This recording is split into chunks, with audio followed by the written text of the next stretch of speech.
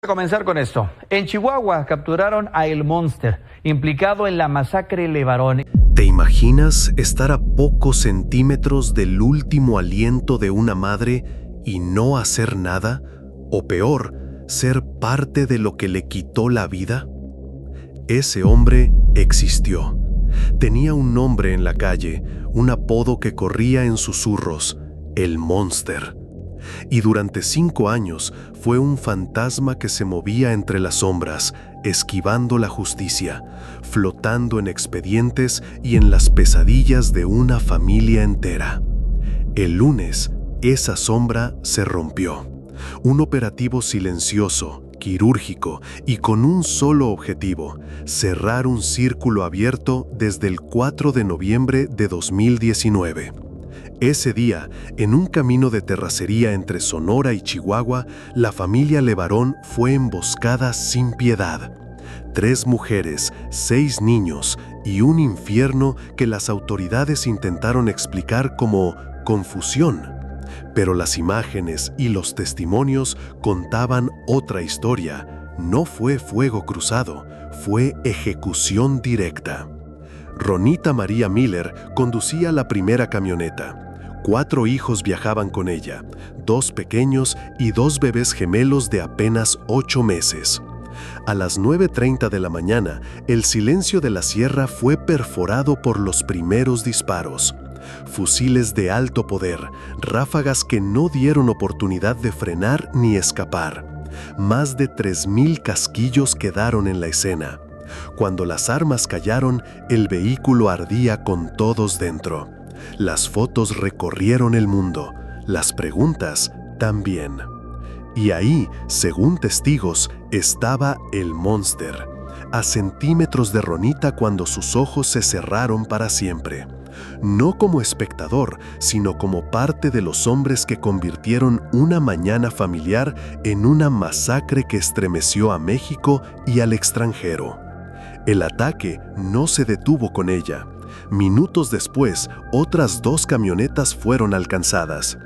Dawna Langford cayó junto a sus hijos Trevor y Rogan.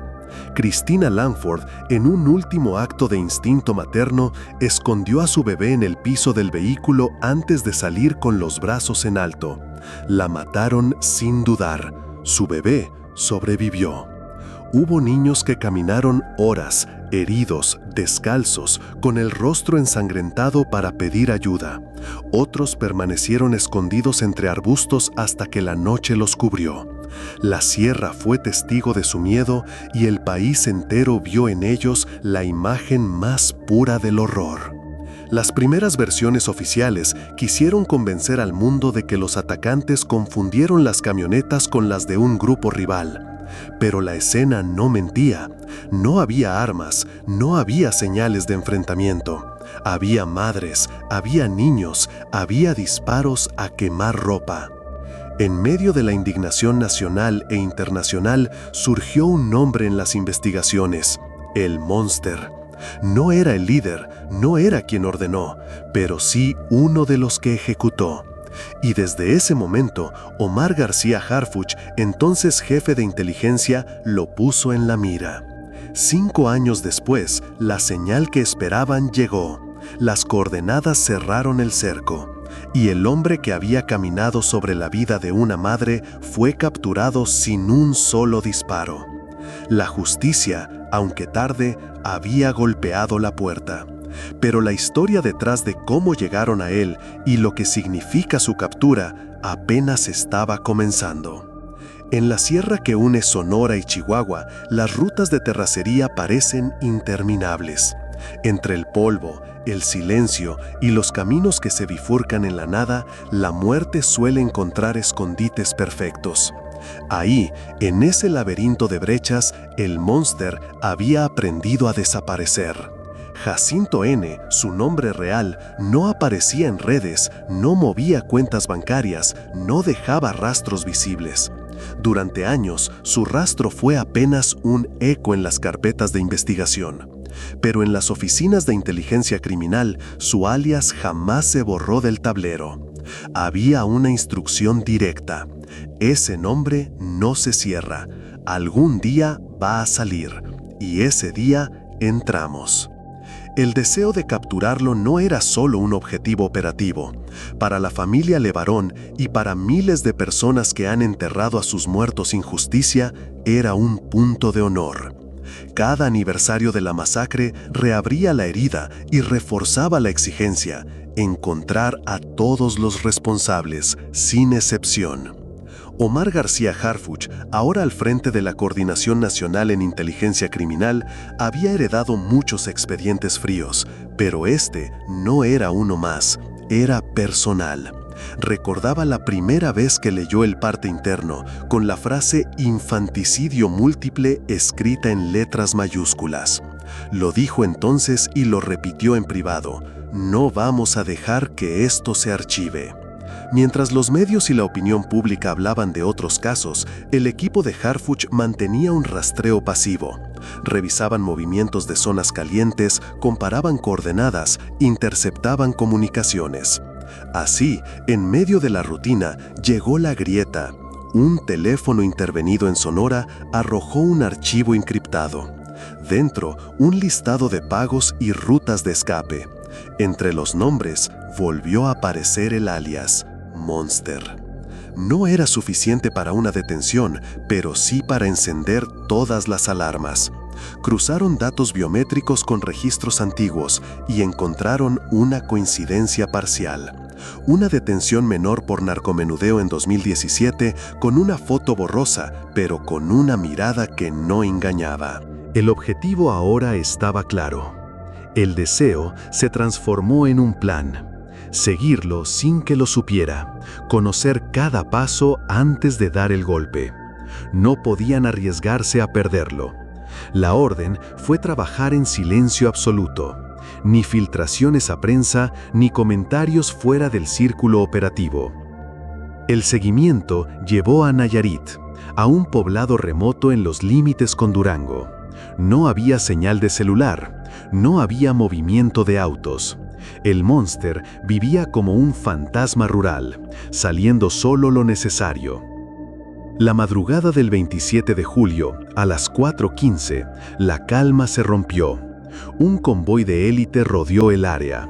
Intervinieron comunicaciones, bloquearon salidas y avanzaron con visión térmica. Lo capturaron sin un solo disparo.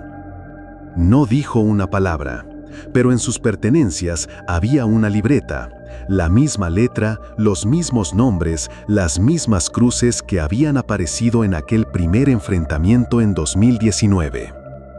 El deseo de justicia había encontrado a su blanco. Ahora, el conflicto era descubrir qué estaba dispuesto a contar. La tensión comenzó mucho antes de que sonara el primer disparo. En esa franja montañosa, donde se cruzan las rutas del trasiego de drogas, armas y personas, la violencia es una moneda de uso diario. La zona entre Sonora, Chihuahua y Sinaloa estaba, y sigue, disputada por grupos criminales que no conocen treguas. Ahí operaba La Línea, brazo armado del Cártel de Juárez, famoso por su disciplina y brutalidad. Para ellos, la lógica era simple: intimidar, someter, eliminar. Bajo esa regla, cualquier vehículo no autorizado que cruzara sus dominios podía convertirse en un blanco. Pero la familia LeBaron no era parte de ningún cártel. Eran civiles, miembros de una comunidad mormona, con un detalle que los había puesto en riesgo. Habían denunciado públicamente extorsiones, secuestros y robos. En esas tierras, alzar la voz cuesta caro. El 4 de noviembre de 2019, la mañana era limpia, casi rutinaria. 3 camionetas salieron de la comunidad La Mora hacia Bavispe. Mujeres al volante, niños en los asientos traseros. En la primera, Ronita María Miller con sus 4 hijos. En la segunda, Dawna Langford y 2 de sus pequeños. En la tercera, Cristina Langford con su bebé. A las 9:30, el camino se convirtió en una emboscada. La primera ráfaga destrozó el parabrisas de Ronita. No hubo advertencia. Fusiles de asalto, disparos sostenidos, más de 3,000 casquillos en la escena. El vehículo fue incendiado con todos dentro. Lo que siguió fue una ejecución sistemática. Las otras 2 camionetas también fueron interceptadas y sus ocupantes abatidos. En medio de esa operación, testigos ubicaron a El Monster. No era el jefe del grupo, pero sí un ejecutor. Su papel, según las investigaciones, no era dar órdenes, era asegurarse de que nadie sobreviviera. Estaba lo suficientemente cerca para ver el rostro de Ronita antes de que las llamas lo cubrieran todo. La tensión en la zona se elevó de inmediato. Las autoridades locales sabían que cualquier intento de intervención podría desatar un enfrentamiento mayor. El ejército y la Guardia Nacional montaron operativos de búsqueda, pero en la sierra, 1 minuto de retraso es una eternidad. El Monster desapareció en cuestión de horas. El conflicto para la justicia fue doble. Por un lado, la presión mediática nacional e internacional exigía resultados. Por otro, en la práctica, ir contra una célula como la Línea significaba enfrentar una estructura armada y con conocimiento milimétrico del terreno. Mientras la familia Levarón organizaba funerales masivos y daba entrevistas para que el caso no se enfriara, en los despachos de inteligencia se comenzaba a armar un mapa: rutas, posibles escondites, nombres de halcones y sicarios. Y en ese mapa, el alias Monster se convirtió en un punto rojo que no debía perderse de vista. Cada día que pasaba sin su captura era una victoria silenciosa para él y un recordatorio para las víctimas de que la impunidad seguía reinando. Y ahí, en ese equilibrio roto entre dolor y justicia, comenzó una cacería que tardaría 5 años en cerrar su círculo. 5 años son una eternidad para una familia que espera justicia, pero apenas un parpadeo para un sicario que sabe esconderse. Durante ese tiempo, el Monster se convirtió en un fantasma. No aparecía en redes, no regresaba a su pueblo, no usaba teléfonos a su nombre. La clave de su supervivencia estaba en moverse como una sombra entre las sierras y la frontera, protegido por un tejido de complicidades. Las autoridades, sin embargo, no lo habían olvidado. En la Subprocuraduría especializada en investigación de delincuencia organizada, su expediente se mantenía abierto, con fotos, descripciones y testimonios recogidos a base de paciencia y riesgo. El problema era siempre el mismo: la zona era territorio de guerra. Entrar sin inteligencia previa equivalía a una misión suicida. Todo cambió a mediados de 2024. Una llamada anónima llegó a un número de la Guardia Nacional en Chihuahua. La voz, nerviosa, apenas susurró: «Está en Nuevo Casas Grandes, pero no por mucho tiempo». La información parecía vaga, pero coincidía con otros datos recogidos semanas antes: movimientos inusuales de vehículos y la presencia de hombres armados sin uniforme reportada por vecinos. La orden fue clara: verificar sin levantar sospechas. Durante 3 semanas, agentes encubiertos siguieron huellas pequeñas: una compra en efectivo de llantas todoterreno, un hombre robusto que evitaba las cámaras, una camioneta negra sin placas que entraba y salía de un rancho en las afueras. Todo apuntaba a que el Monster había bajado la guardia. El operativo se bautizó con un nombre breve y sin estridencias para no despertar alertas: Firmeza. La madrugada del 8 de agosto de 2024, convoyes discretos rodearon el perímetro. Ni sirenas ni luces. El objetivo era atraparlo vivo, sin un solo disparo que pudiera permitir su escape o activar una reacción armada de sus cómplices. A las 4:17 de la mañana, un dron térmico localizó a un hombre dormido en la habitación principal del rancho. El equipo de asalto entró por 3 puntos distintos. Cuando el Monster despertó, tenía un fusil apuntándole a menos de 1 metro. No hubo tiempo para que tomara el arma que estaba bajo su cama. Su captura fue inmediata, pero la tensión seguía. Afuera, a unos kilómetros, vehículos sospechosos comenzaron a moverse. La Guardia Nacional aceleró la extracción y en menos de 20 minutos el objetivo estaba rumbo a un centro de detención federal. En redes, la noticia explotó antes de que se confirmara oficialmente. Comenzar con esto. Los Levarón, que habían esperado medio lustro para ese momento, publicaron un mensaje breve. Uno menos.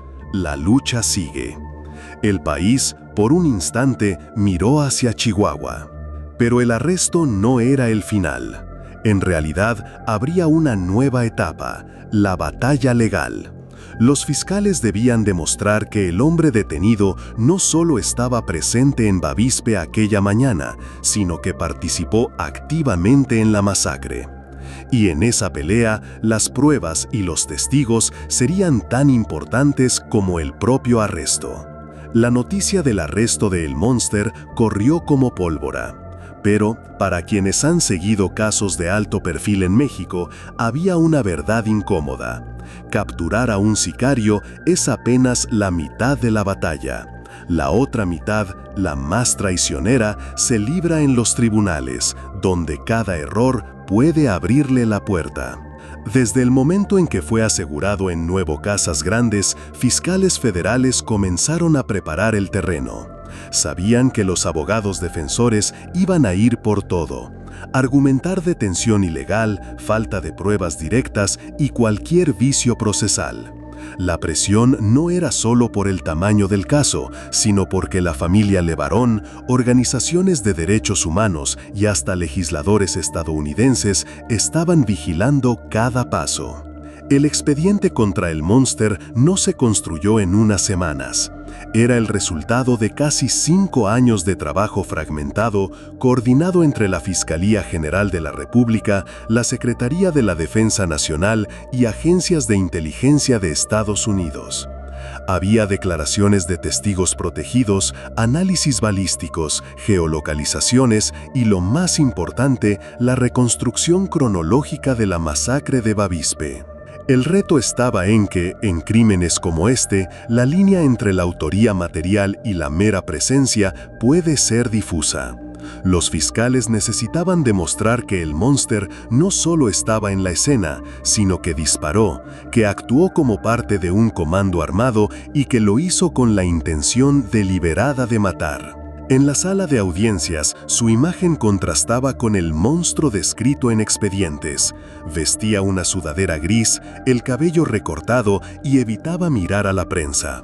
Solo hablaba para negar las acusaciones, alegando que había sido confundido y que el día de la masacre estaba trabajando en otra parte. Pero las pruebas hablaban distinto. Una de las piezas clave era el testimonio de un exintegrante de la célula de la línea, quien, a cambio de protección, detalló cómo el Monster había participado en la emboscada. También había peritajes que vinculaban casquillos encontrados en el lugar con armas que, según inteligencia, él usaba. Fuera del tribunal, la presión mediática era intensa. La familia Levarón, con pancartas y declaraciones a la prensa, exigía una sentencia ejemplar. No es solo por nosotros, es por todos los que han sido víctimas y nunca han visto justicia, decía Adrián Levarón frente a las cámaras. El juez autorizó la prisión preventiva oficiosa considerando el alto riesgo de fuga y la peligrosidad del acusado. Con eso, el Monster quedó tras las rejas, mientras el proceso avanzaba. Pero el camino hacia una condena era largo: audiencias, presentación de pruebas, contrainterrogatorios y un ejército de abogados dispuestos a desacreditar cada pieza de evidencia. Mientras tanto, en las sierras de Sonora y Chihuahua, la captura no pasó desapercibida. Los aliados y enemigos de El Monster empezaban a mover fichas, algunos para protegerse, otros para vengar lo que consideraban una traición. El eco de Bavispe seguía vivo, no solo en las cortes, sino en las calles. En lo alto de la sierra, donde el frío cala hasta los huesos y la neblina cubre los senderos como un manto de secreto, un campamento improvisado hervía de tensión. Los radios de frecuencia privada, normalmente silenciosas a esas horas, estallaron con voces nerviosas. «Lo agarraron, se llevaron al Monster», dijo una voz grave, entrecortada por el ruido de estática. En segundos, la noticia recorrió las colinas como un incendio en zacate seco. El Monster, pieza clave en el engranaje de la violencia que había azotado Sonora y Chihuahua, ya no estaba en el terreno. Su captura, ejecutada en un operativo quirúrgico, había sido un golpe quirúrgico contra la columna vertebral de una facción. Pero para quienes conocían las reglas no escritas de la guerra criminal, aquello no era una victoria limpia, era la apertura de un vacío de poder. En los corredores clandestinos de la sierra, los hombres armados sabían lo que significaba. Cada plaza, cada ruta de trasiego, cada punto de control en carreteras secundarias quedaba súbitamente en disputa. Los aliados de El Monster, dispersos y sin un mando fuerte, empezaron a comunicarse a trompicones, intentando mantener la estructura en pie. Pero al otro lado, las facciones rivales olieron sangre. En Ciudad Obregón, Guaymas y Navojoa, las llamadas se multiplicaron. Hombres que antes mantenían un perfil bajo empezaron a moverse con más libertad. Las camionetas con vidrios polarizados y rifles colgando de las ventanas reaparecieron en zonas donde hacía semanas no se veían. Los informantes en las calles reportaban un patrón inquietante: reuniones nocturnas, nuevos grupos armados y una súbita escasez de armas largas en el mercado negro local. En Chihuahua, los efectos se sintieron igual de rápido. La captura de El Monster debilitó un brazo que cruzaba rutas clave de contrabando, y las fricciones con células locales que antes se mantenían controladas empezaron a escalar. Balaceras aisladas en zonas rurales comenzaron a multiplicarse. Las autoridades, en lugar de capitalizar el golpe, se vieron sobrepasadas intentando contener la ola de violencia que surgía como reacción en cadena. Para los mandos medios, el arresto del líder fue un recordatorio brutal. En este negocio, la caída de uno significa la oportunidad de otro. La tensión no era solo por el control de territorios, sino por la lealtad. Hombres que por años habían respondido solo a El Monster empezaban a recibir propuestas, amenazas y ofertas de protección de rivales. La captura no trajo calma, trajo incertidumbre. Y en el mundo del crimen, la incertidumbre siempre huele a guerra. La madrugada en Bavispe comenzó con un silencio extraño. No había ladridos de perros ni el eco de motores en la distancia, solo el murmullo del viento moviendo las hojas secas. Pero a las 4:37 de la mañana, ese silencio se rompió con una ráfaga seca de R-15. La primera descarga no fue una advertencia, fue el inicio de una jornada que encendería toda la franja norte de Sonora. El punto de fricción había sido un retén improvisado en un camino de terracería. Un convoy de 5 camionetas con hombres encapuchados intentó cruzar sin detenerse, pero del otro lado, una célula rival ya los estaba esperando. El intercambio fue brutal. Armas automáticas, lanzagranadas y disparos que se prolongaron por más de 20 minutos. Al amanecer, la carretera estaba sembrada de casquillos y cuerpos cubiertos con mantas improvisadas. En Agua Prieta, el patrón se repitió. Allí, la guerra no se declaró con comunicados, sino con acciones calculadas. Sicarios entraron a casas seguras buscando a operadores medios, hombres que conocían las rutas, los contactos y los depósitos. Las ejecuciones fueron selectivas, pero el mensaje estaba claro: si no te alineas, no sobrevives. Mientras tanto, en la frontera, la violencia adoptó otra forma.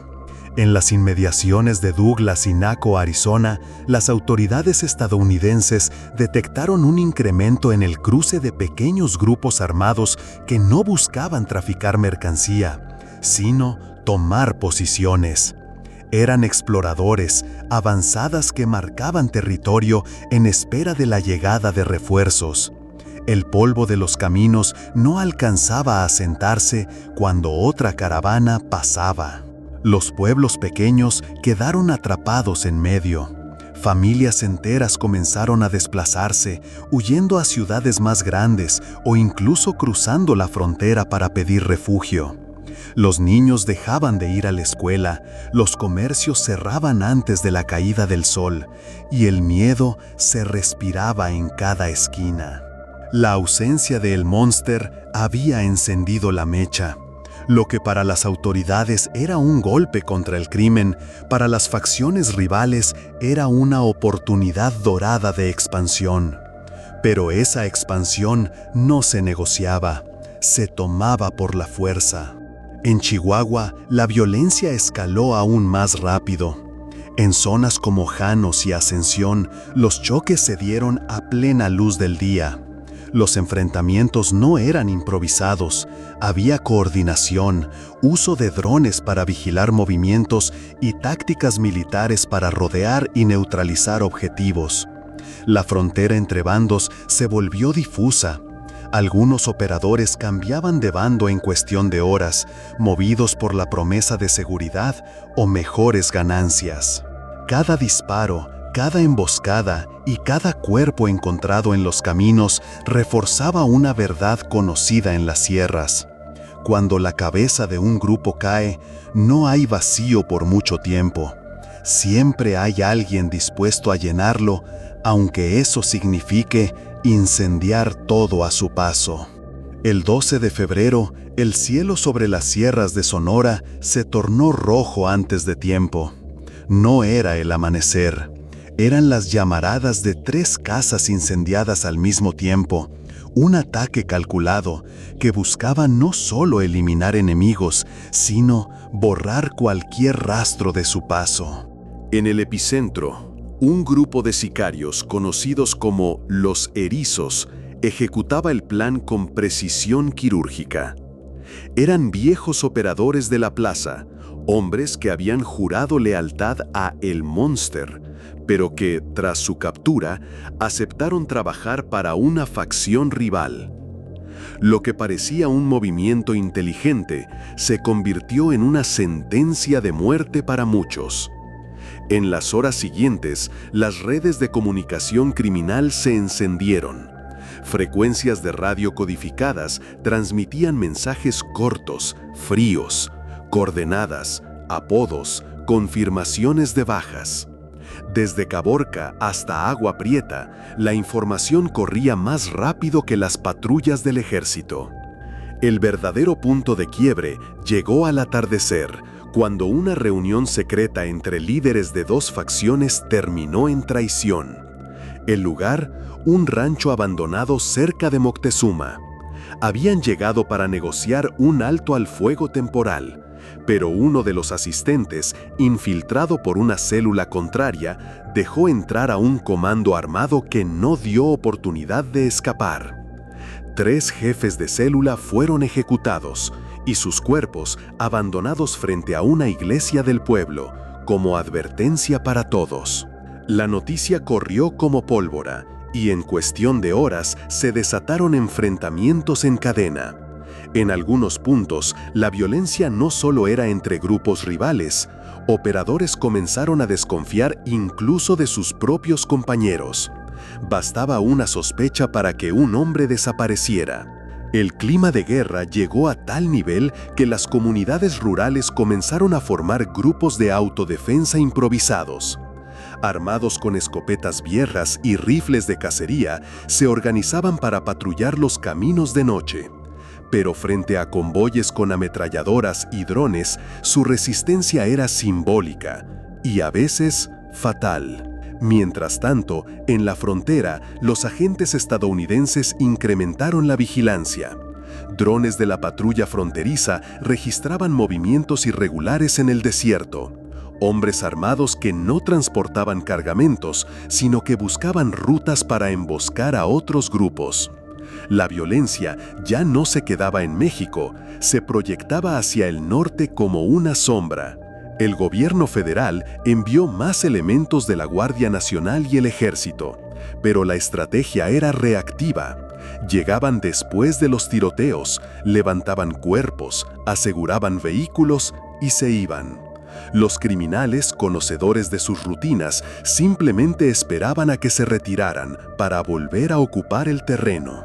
En este punto, el mapa criminal había cambiado drásticamente. Las fronteras invisibles entre territorios estaban en constante movimiento, y las viejas alianzas que habían mantenido cierto equilibrio se habían roto para siempre. La captura de El Monster había sido la chispa, pero la guerra que encendió ya era un incendio fuera de control. Para marzo, las sierras y los valles de Sonora y Chihuahua ya no eran las mismas. Lo que antes eran rutas seguras para el trasiego y la ganadería se habían convertido en campos minados de violencia, donde cada curva de la carretera podía esconder un retén ilegal o una emboscada. Los pueblos que alguna vez vivieron en un frágil equilibrio con las fuerzas criminales ahora estaban vacíos. Familias enteras se habían desplazado hacia las cabeceras municipales o incluso al otro lado de la frontera, dejando casas cerradas, corrales vacíos y calles en silencio. El miedo había vaciado más comunidades que la pobreza. En Hermosillo, un informe confidencial de la Fiscalía advertía que, pese a los operativos, el número de ejecuciones había aumentado un 43% en comparación con el año anterior. Pero lo más alarmante no era la cifra, sino la brutalidad de los crímenes. Cuerpos colgados en puentes, decapitaciones transmitidas en video, mensajes escritos con sangre en paredes. La violencia ya no era solo un medio, se había convertido en un lenguaje propio. Mientras tanto, en las cúpulas criminales, el tablero seguía moviéndose. Las facciones que habían sobrevivido a la guerra se reorganizaron rápidamente. Unos reforzaron sus alianzas con células de Sonora y Baja California. Otros buscaron refugio en la estructura de los Chapitos o los Mayos. Pero ninguno volvió a tener el control absoluto que antes sostenía el Monster. En la frontera, la tensión también dejó huella. La patrulla fronteriza detectó un aumento en intentos de cruce por zonas remotas, no de migrantes, sino de operadores armados que buscaban escapar de la guerra o reforzar frentes en Arizona y Nuevo México. Esto llevó a que, por primera vez en años, Estados Unidos coordinara patrullajes conjuntos con el ejército mexicano en áreas específicas. Los sobrevivientes de la guerra cargaban no solo con cicatrices físicas, sino con una paranoia constante. Muchos ex-sicarios y halcones se convirtieron en informantes, no por lealtad a la ley, sino para garantizar su propia supervivencia. La línea entre enemigo y aliado se volvió tan difusa que en algunos casos la misma persona trabajaba para dos bandos y terminaba muerto cuando alguno se enteraba.